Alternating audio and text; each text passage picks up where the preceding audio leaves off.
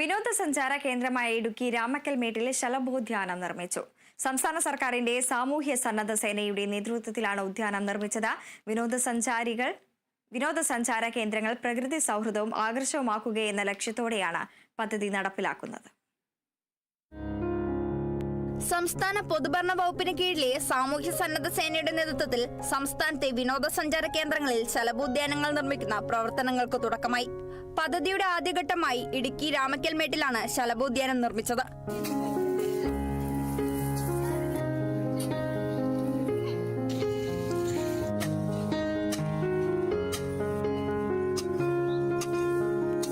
വിവിധ സംഘടനകളെ കോർത്തിണക്കിക്കൊണ്ടാണ് പദ്ധതി നടപ്പാക്കുക.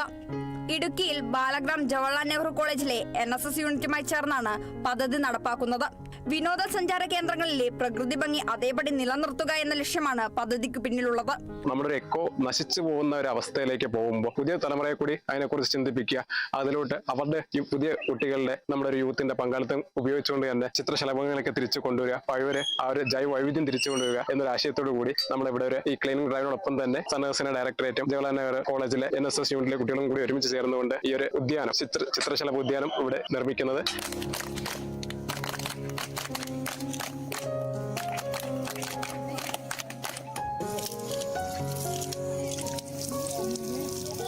വിനോദസഞ്ചാര കേന്ദ്രങ്ങളിൽ മാത്രമല്ല കോളേജിലും 250-ലധികം NSS യൂണിറ്റ് അംഗങ്ങളുടെ വീടുകളിലും ശലഭോദ്യാനങ്ങൾ നിർമ്മിക്കുമെന്ന് NSS ഭാരവാഹികൾ പറഞ്ഞു. ഒന്നാം ഘട്ടമായി രാമക്കൽമേടിൽ ശലഭോദ്യാനം നിർമ്മിക്കുകയും അതിന് കണ്ടിന്യൂ ആയിട്ട് രണ്ടാം ഘട്ടത്തിൽ ജവഹർലാൽ നെഹ്റു ഇൻസ്റ്റിറ്റ്യൂട്ടിന്റെ ക്യാമ്പസിൽ ശലഭോദ്യാനം നിർമ്മിക്കാനാണ് ഞങ്ങൾ ഉദ്ദേശിക്കുന്നത്. അതിന്റെ അടുത്ത ഘട്ടമായി 250-ൽ പരം NSS വോളണ്ടിയർമാരുള്ള അവരുടെ ഭവനാങ്കണത്തിൽ തന്നെ ഈ ശലഭോദ്യാനം നിർമ്മിക്കാനാണ് ഞങ്ങൾ ഇതിൽ നിന്ന് ഉദ്ദേശിക്കുന്നത്. അടുത്തതായി ജില്ലയിലെ മറ്റു വിനോദസഞ്ചാര കേന്ദ്രങ്ങളിലേക്കും പദ്ധതി നടപ്പാക്കുവാനാണ് സാമൂഹ്യ സന്നദ്ധ സേനയുടെ ലക്ഷ്യം. Kerala vision news, Idukki.